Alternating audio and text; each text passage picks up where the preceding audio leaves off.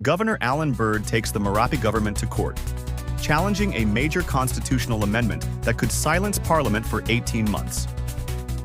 In March 2025, Parliament passed a change to Section 145 of the Constitution.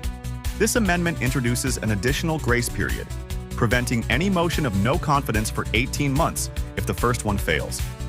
Critics say it locks out accountability and shields the Prime Minister until 2027. East Sepik Governor Allan Bird has filed a Section 18 application with the Supreme Court. He says the amendment breaches multiple parts of the Constitution, including the right to debate, vote, and hold leaders accountable. "I have a sacred duty to defend the Constitution," Bird said. "Our democracy must be protected." Bird's case argues that this change isn't just unfair, it's unconstitutional. If the court agrees, it could overturn the amendment and restore the right to challenge the executive.